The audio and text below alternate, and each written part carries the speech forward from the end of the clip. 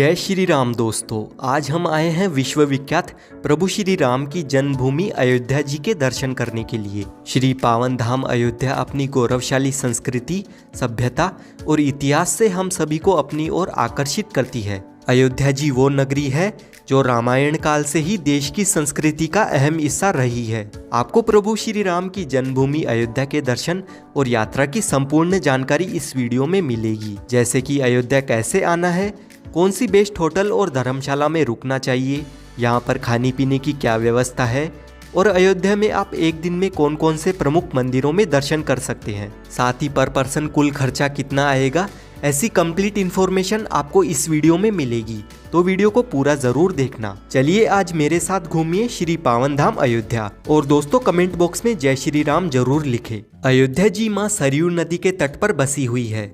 सरयू नदी का उल्लेख प्राचीन महाकाव्य रामायण में मिलता है। ये इतनी पवित्र मानी जाती है कि मानो इस पवित्र नदी में स्नान करने से जाने अनजाने में हुए पाप धुल जाते हैं। अयोध्या की भूमि को उपजाऊ बनाने और भगवान श्री राम के जन्म का साक्षी बनने में सरयू नदी का योगदान रहा है। जो भी श्रद्धालु अयोध्या में आते हैं वो यहाँ पर सबसे पहले स्नान करते हैं, बाद में मंदिरों के दर्शन के लिए जाते हैं। माँ भगवती सरयू नदी के किनारे 14 प्रमुख घाट है। इनमें गुप्त द्वार घाट, कैकई घाट, कौशल्या घाट, पापमोचन घाट, लक्ष्मण घाट और जानकी घाट आदि विशेष उल्लेखनीय है। यहाँ पर आप एक दिन में पूरी अयोध्या को बहुत ही अच्छे तरीके से घूम सकते हैं। तो सबसे पहले अभी हम आ गए हैं राम की पैड़ी पर। राम की पैड़ी वही स्थान है जहाँ पर दीपावली में भव्य दीपोत्सव मनाया जाता है। यहाँ की दिव्यता और भव्यता देखकर आप दंग रह जाएंगे। राम की पैड़ी को बहुत ही खूबसूरती से बनाया और बसाया गया है। पास में ही बहुत ही प्यारा सा गार्डन भी बनाया गया है। यहाँ पर आप आराम से बैठकर कुछ पल सुकून के व्यतीत कर सकते हैं। यहाँ पर घूमने में आपको बहुत ही ज्यादा शांति मिलेगी, तो आप यहाँ पर कुछ समय जरूर बिताना। पूरे घाट पर विशाल मंदिर बने हुए हैं। उन्हीं में से प्रमुख यहाँ का प्राचीन नागेश्वर महादेव मंदिर स्थापित है। इस मंदिर को भगवान श्री राम के बड़े बेटे कुश के द्वारा भगवान नागेश्वर नाथ जी का प्राण प्रतिष्ठान और मंदिर की स्थापना की गई थी। नागेश्वर महादेव मंदिर में दर्शन करने के बाद में पुल पार करके 100 मीटर की दूरी पर अब हम आ जाएंगे लता मंगेशकर चौक।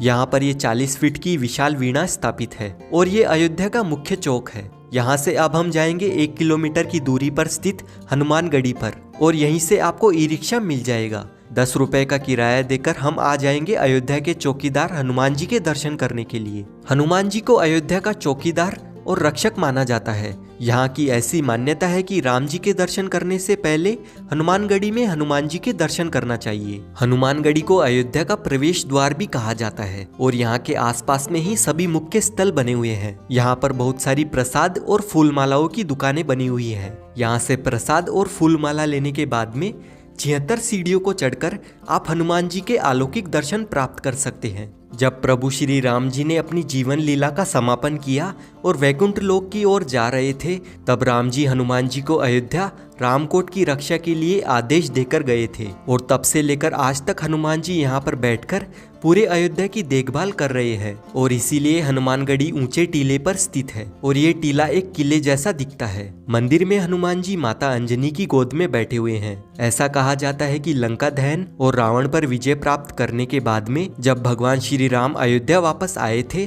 तब से हनुमान जी इसी स्थान पर विराजमान है। इसीलिए इस स्थान को हनुमानगढ़ी और हनुमान कोट कहते हैं। इस मंदिर की सभी दीवारों पर हनुमान चालीसा और चौपाइयां लिखी हुई है। साथ ही हनुमानगढ़ी के बिल्कुल सामने रामकोट मंदिर बना हुआ है। कहते हैं कि किसी समय में ये अयोध्या का सबसे ऊंचा मंदिर गिना जाता था। रामकोट यानी कि किला, राम जी का किला। ये मंदिर राजद्वार मंदिर है। रामायण और रामचरितमानस में राजद्वार का जिक्र सैकड़ों बार आता है और यहीं से रामकोट क्षेत्र की शुरुआत होती है। यहाँ से 100 मीटर की दूरी पर दशरथ महल बना हुआ है और वहीं से 150 मीटर की दूरी पर कनक भवन, माता सीता और राम जी का महल स्थित है और कनक भवन से 250 मीटर की दूरी पर राम जन्म भूमि स्थित है। यहाँ पर दर्शन करने के बाद में अब हम लोग आ जाएंगे दशरथ महल में दर्शन करने के लिए। जब आप श्री राम जन्मभूमि के दर्शन करने जाएंगे तो आधे रास्ते में ही हनुमानगढ़ी से 200 मीटर की दूरी पर दशरथ महल बना हुआ है। हनुमानगढ़ी से ये जो रास्ता आपको सामने की ओर नजर आ रहा है ना, बस इसी रास्ते में आपको सामने ही दशरथ महल का मुख्य द्वार दिखाई देगा। महल के अंदर प्रवेश करने के बाद में यहाँ पर आपको भव्य महल बना हुआ दिखेगा। यहाँ की ऐसी मान्यता है कि राजा दशरथ ने इस महल की स्थापना त्रेता युग में की थी। महल के अंदर बहुत ही प्यारा सा मंदिर बना हुआ है। यहाँ पर प्रभु श्री राम सहित पूरा परिवार विराजमान है। यहाँ पर हमें पिताजी दशरथ के साथ में चारों भाई और तीनों माताएं संग राम जी के पूरे परिवार के साथ में दर्शन होते हैं और इस मंदिर की शैली आपको बहुत ही ज्यादा मनभावन लगेगी। ये महल सुंदर चित्रों और कलाकृतियों के साथ में सजाया गया है। दशरथ महल में ही प्रभु श्री राम ने अपना बचपन बिताया था। इस महल में प्रभु श्री राम के बचपन से लेकर जवानी तक की सभी प्रतिमाओं के दर्शन होते हैं। दशरथ महल राम जी का खेल आंगन है, जिसका वर्णन तुलसीदास जी ने रामचरितमानस में बड़े ही सुंदर रूप में किया है। दशरथ महल के दर्शन करने के बाद में यहीं से पास में जो राइट हैंड पर रास्ता जाता है, ये रास्ता आपको सीधे कनक भवन की तरफ ले जाता है। कनक भवन में भगवान राम और माता सीता के दर्शन करने के लिए कनक भवन के खुलने और बंद होने का निश्चित समय है। सुबह 8 बजे मंदिर खुलता है, फिर 12:30 बजे बंद कर दिया जाता है और फिर उसके बाद में शाम को 4:30 बजे फिर से महल खुलता है और रात के 9 बजे इस मंदिर को बंद कर दिया जाता है। जब माता सीता विवाहित होकर अयोध्या आई थी, तब माता कैकेयी ने इस महल को सीता माता की मुंह दिखाई में उपहार स्वरूप दिया था। ये महल भगवान श्री राम और माता सीता का निजी महल हुआ करता था। कनक भवन अपनी सुंदरता और भव्यता के लिए बहुत ही ज्यादा प्रसिद्ध है। कुछ सीढ़ियां चढ़ने के बाद में आप महल के अंदर प्रवेश कर सकते हैं। महल में प्रवेश करने के बाद में आप विशाल प्रांगण में आ जाएंगे। सामने ही माता सीता और भगवान श्री राम का मंदिर स्थापित है और ये बहुत ही प्यारा मंदिर बना हुआ है। आप इस महल के प्रांगण में जरूर बैठे।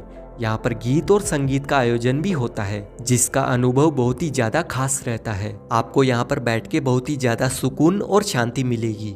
तो आप कनक भवन में दर्शन करने जरूर आइए। कनक भवन में दर्शन करने के बाद में अब हम लोग चलेंगे राम जन्मभूमि मंदिर में प्रभु श्री राम जी के दर्शन करने के लिए। राम जन्मभूमि मंदिर के खुलने और बंद होने का एक निश्चित समय है। सुबह 7 बजे मंदिर खुलता है, फिर 11:30 बजे बंद कर दिया जाता है और उसके बाद में दोपहर 2 बजे फिर से मंदिर खोला जाता है और शाम को 7 बजे बंद कर दिया जाता है। पूरी दुनिया इस मंदिर के इतिहास को जानती है, कैसे मुगल शासकों के द्वारा इस मंदिर को नष्ट किया गया था। 1528 में इस मंदिर को तोड़कर उसी मलबे से मंदिर के ऊपर बाबरी मस्जिद को बना दिया गया था। उसके बाद कई राजाओं और वीरों ने राम जन्मभूमि पर अपना अधिकार पाने के लिए कई लड़ाइयों का सामना किया और आज भी कार सेवकपुरम में राम मंदिर कार्यशाला में राम मंदिर का वो ढांचा रखा हुआ है, जिसे सच करने के लिए कई कार सेवकों ने अपना बलिदान देकर अंत में लंबे विवाद और सैकड़ों वर्षों के इंतजार के बाद में माननीय सुप्रीम कोर्ट की 5 जजों की बेंच ने पुनः राम मंदिर निर्माण का ऐतिहासिक फैसला सुनाते हुए 9 नवंबर 2019 को मंदिर के पक्ष में फैसला सुनाया। अब यहाँ पर विश्व विख्यात राम मंदिर बन चुका है, जिसकी भव्यता, विशालता और दिव्यता बहुत ही ज्यादा अलौकिक होने वाली है। वर्तमान सरकार की देखरेख में मंदिर का निर्माण कार्य बड़ी ही तेजी से पूरा होने की कगार पर है। बस इंतजार है 22 जनवरी 2024 का। 22 जनवरी 2024 को प्रभु श्री राम के इस अलौकिक दरबार का भव्य उद्घाटन होने वाला है और मुख्य गर्भगृह में रामलला को स्थापित किया जाएगा। तो चलिए अब हम लोग चलेंगे रामलला के दर्शन करने के लिए। मंदिर के अंदर मोबाइल, घड़ी, पर्स, बैग कुछ भी सामान नहीं ले जा सकते हैं। आप अपने साथ में सिर्फ अपने पैसे और आईडी कार्ड ही ले जा सकते हैं। इसीलिए यहाँ पर सामान रखने के लिए लॉकर फैसिलिटीज भी मिल जाएगी और यहाँ पर फ्री में आप अपना सामान जमा कर सकते हैं। सारा सामान जमा करवाने के बाद में लाइन में लगकर हम लोग मंदिर परिसर में प्रवेश करेंगे और रामलला के दर्शन करेंगे। अभी आप दूर से ही बन रहे नए राम मंदिर को देख सकते हैं। राम मंदिर का निर्माण कार्य लगभग पूरा हो चुका है और पूरी अयोध्या नगरी का सौंदर्यीकरण किया जा रहा है। आने वाले समय में अयोध्या नगरी स्वर्ग जैसी बन जाएगी। यहाँ पर बहुत ही जोरों शोरों से विकास कार्य हो रहे हैं और एकदम नए तरीके से अयोध्या नगरी को बसाया जा रहा है। दोस्तों अब हम लोग जान लेते हैं अयोध्या पहुँचे कैसे। तो यहाँ तक आने के लिए सबसे बेस्ट और कन्वीनियंट ऑप्शन रहता है ट्रेन का। अयोध्या में 2 रेलवे स्टेशन बने हुए हैं। पहला अयोध्या जंक्शन और दूसरा है अयोध्या कैंट। देश के हर प्रमुख स्टेशन से आपको यहाँ तक डायरेक्ट ट्रेन मिल जाएगी। अयोध्या जंक्शन से श्री राम जन्मभूमि मंदिर की दूरी लगभग 1 किलोमीटर है। वहीं राम की पैड़ी सरयू घाट की दूरी लगभग 3 किलोमीटर है और आप ई रिक्शा के माध्यम से 20 रुपए का किराया देकर आराम से पहुंच जाएंगे। वहीं बात करें अयोध्या कैंट रेलवे स्टेशन की, तो यहाँ से राम की पैड़ी की दूरी लगभग 11 किलोमीटर है। आप ई रिक्शा के माध्यम से 50 रुपए का किराया देकर सरयू घाट तक आ सकते हैं। वहीं आप अगर फ्लाइट के माध्यम से अयोध्या आना चाहते हैं तो अयोध्या में भव्य महर्षि वाल्मीकि इंटरनेशनल एयरपोर्ट बन चुका है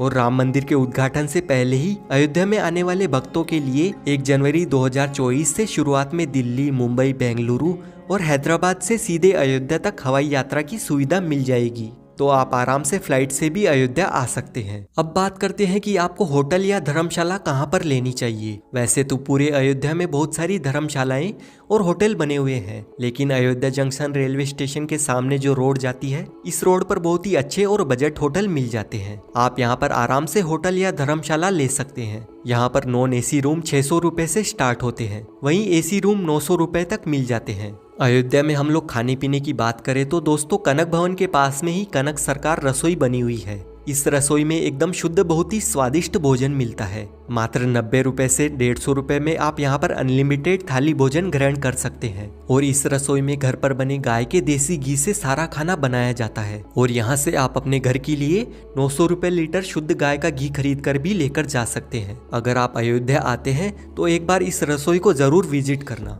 वहीं अगर आप यहाँ पर फ्री में भोजन करना चाहते हैं तो राम मंदिर के पास में ही अमावा राम मंदिर बना हुआ है। यहाँ पर राम रसोई बनी हुई है।